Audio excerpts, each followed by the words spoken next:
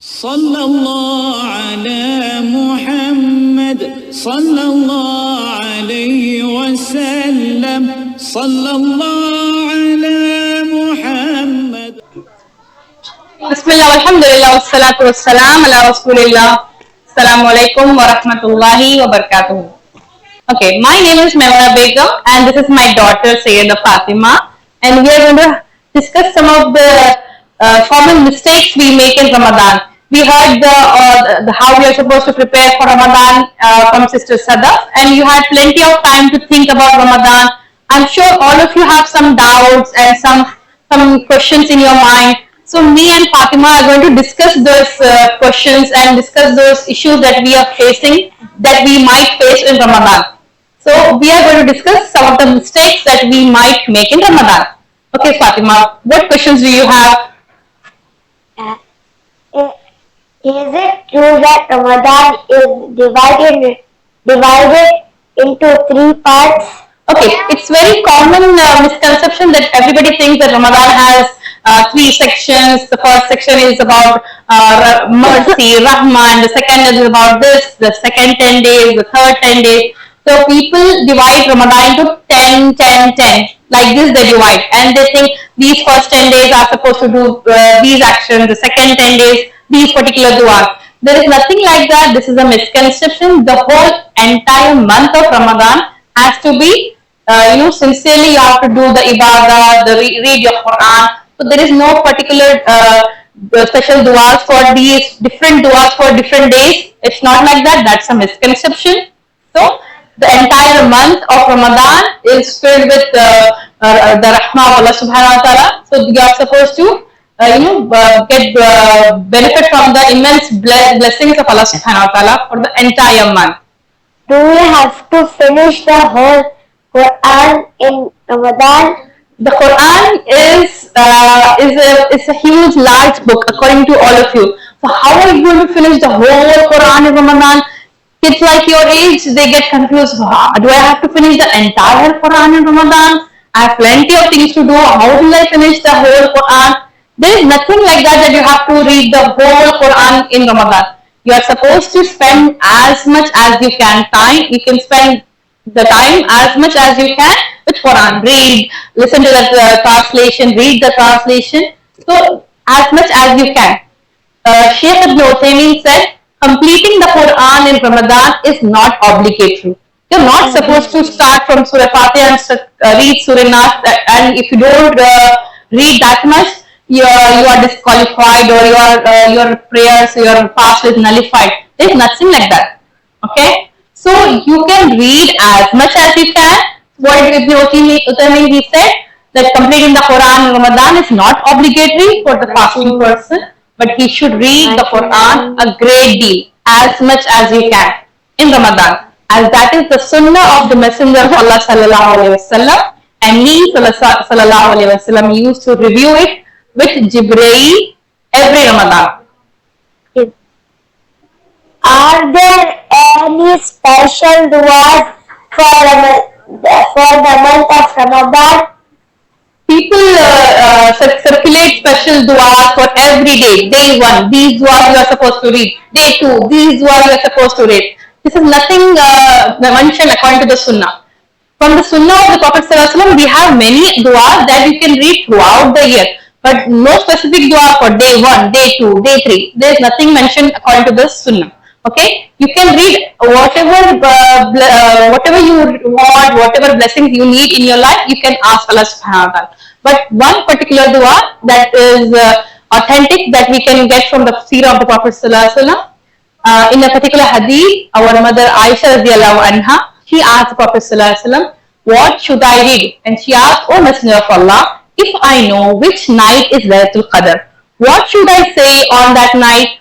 He sallallahu alaihi wasallam said, say Allahumma innaka afuwan tuhibbul afwa wa'fu anni. Oh Allah, you are forgiving and you love forgiveness, so forgive me. Is it true whoever dies in Ramadan will enter Jeddah without account, even non-Muslims? No, not that. That's not true. For non-Muslims, they have to become Muslims to enter Jannah. So that is rule number one. As per the hadith that Prophet Muhammad said, whoever fasts one day seeking the face of Allah and that was his final action, he will enter Jannah. This is the benefit of fasting in Ramadan, and while he was fasting, he died. That was his last action. So this action, that fasting he was doing, it was only for the sake of Allah subhanahu wa ta'ala. So because of this deed, Allah subhanahu wa ta'ala will forgive all his sins and he will make him enter Jannah. Subhanallah. Is it allowed to use toothbrush and toothpaste while fasting? Okay, most of the kids, even adults, they have this doubt that can we use toothpaste, can we use toothbrush, and if I don't brush my teeth, how will the other people around me, how will they survive, how will I survive? So this is a common misconception that you can't use toothbrush and toothpaste. You can, but you have to be careful. Yes? You want to read? Okay, you can say. The Prophet Muhammad sallallahu alaihi wasallam loved it so much that he said, were it not that it would cause hardship to my ummah, I would have commanded to them to use the siwak for every prayer. He said, the siwak purifies the mouth and it is pleasing to the Lord. Yeah, the siwak means the miswak. All of you must have seen the small stick that your father or your mother might be using. That is called the miswak, the siwak. So that is whenever you go for the washroom and you brush your teeth, use a siwak. That's a sunnah. Try to add it to your hygiene routine. So whenever you use the miswak, and Allah subhanahu wa ta'ala will be pleased with you. And when you pray a salah, your good deeds are multiplied. With one prayer, when you pray without using the miswak, you will get one good deed. When you pray the same prayer after doing miswak, your deeds are multiplied. So using a siwak is recommended. From this, we get to know that you can use a toothbrush and toothpaste, but you have to be careful. When you are brushing, you are not supposed to enjoy the toothpaste, you are swallowing some bit and eating. No, that is not your food. Just brush your teeth quickly and rinse your mouth. So you are not supposed to swallow anything. If I vomited during the day while I was fasting, is my fast valid? If by mistake you vomited, so is your fast still valid? Yes, it is valid because you were not deliberately vomiting, no? So if it accidentally vomit comes and you vomited, you can continue your fast. So according to the hadith, the Prophet ﷺ said, the one who cannot help vomiting does not have to make the fast, but the one who vomits deliberately, purposely you're purposely trying to vomit, then you have to make up the fast. What if I swallowed some of my vomit? Sometimes by mistake the vomit comes and some part you're swallowing back. If vomit comes, you're supposed to straight away go to the sink, spit out as much as you can, rinse up your mouth and continue your fast. But by mistake, if some part of your vomit you swallow it back again, you have to still continue your fast. The Prophet ﷺ, if it was unintentional, your fast is still valid because you did not do it deliberately, right? But if you could have spit it out, but you didn't, rather you swallowed it back down, then that will break the fast. So you're not supposed to swallow it back, spit it out as much as you can. The standing committee, that is the scholars of Islam, they have said, if a person vomited deliberately, then his fast is invalidated. But if he could not help it, then his fast is not invalidated. Similarly, it is not invalidated by his swallowing. It's so long as he did not do that deliberately. So the main point is, you're not supposed to vomit deliberately, you're not supposed to swallow it back. What about reflux or burping that brings up food? Sometimes this happens, right? You were burping and some food comes back inside your mouth. What are you supposed to do? Does that invalidate your fast? No. Ibn Hazm said reflux, that means the food comes back in your mouth.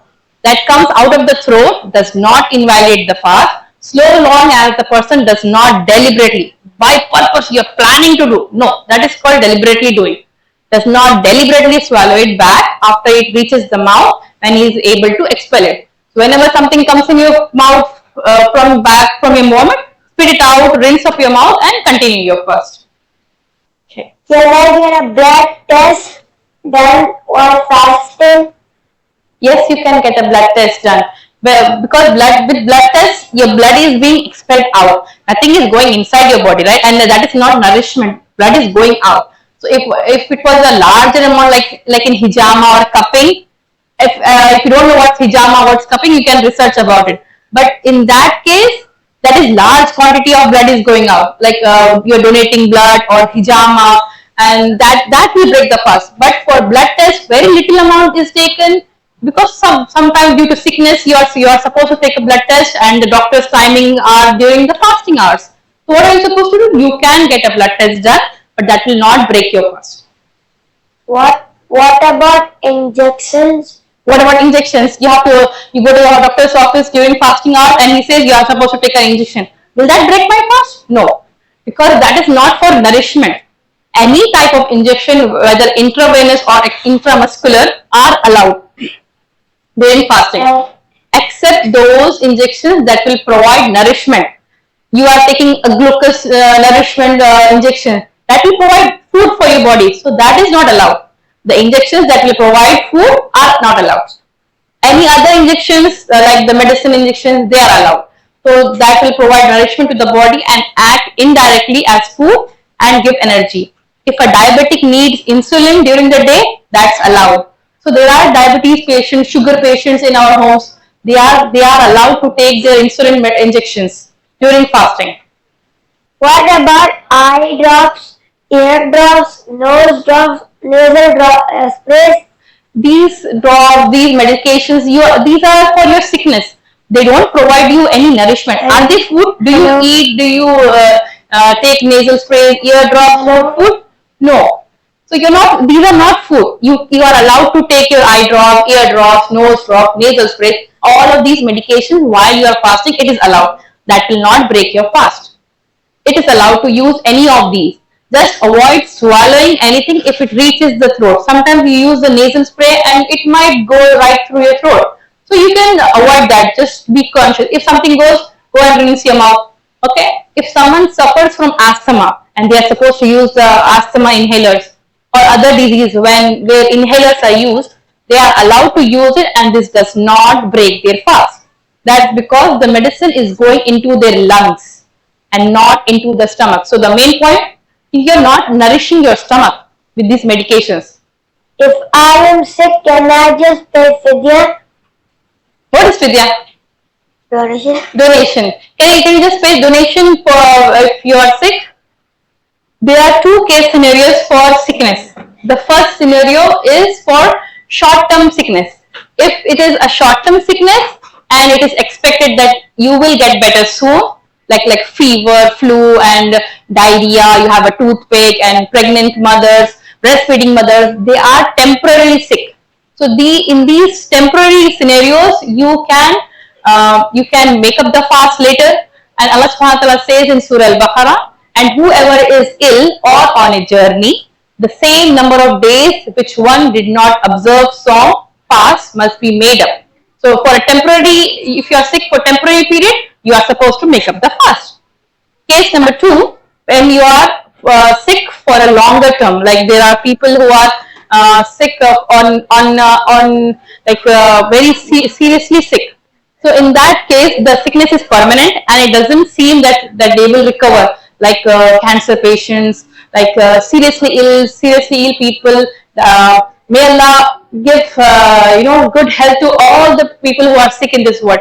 But Allah subhanahu wa ta'ala has given the option that those people who are permanently sick, they can give fidya, they can give donations, like cancer patients, diabetes, kidney disease patients, all these people who are on long-term sickness, they can give donation. Can I taste food while fasting? Can you taste food while fasting, like one spoon after another? No. You can taste just a little bit and only if it is needed. So Ibn Abbas radiallahu anhu, he said, there is nothing wrong with tasting what is being cooked or whatever.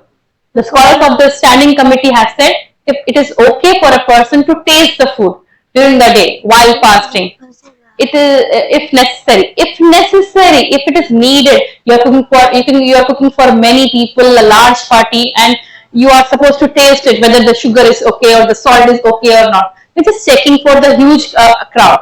That's why for that need you are checking, not to taste one spoon after another. I'm the main chef. I'm taking one spoon from here, one spoon from there. From every 10 dishes I'm tasting. That's nourishing my body. So that is not needed. You are fasting for Allah's sake. So the reward, you are supposed to focus on that reward. And after iftar, you're going to obviously have a party, right? So for tasting, if it is necessary, you can taste. And with that, we come to the end of the questions, and I make dua that may Allah ease our situation, and may Allah accept our Ramadan, our good deed, all our small and big good deeds in Ramadan. I'd like to make the small dua. Allahumma la sahla illa ma ja'altahu sahla wa anta taj'alul hazna idha shi'ta sahla. Oh Allah, there is no ease except in that which you have made easy, and you make the difficulty if you wish easy. Jazakallahu khair wa aqulu qawli hadha wa astaghfirullahu li wa lakum innahu huwal ghafurur rahim. Subhanakallahumma wa bihamdik ashhadu an la ilaha illa anta astaghfiruka wa atubu ilayk. Jazakallahu khair. صلى الله على محمد صلى الله عليه وسلم صلى الله على محمد صلى الله عليه وسلم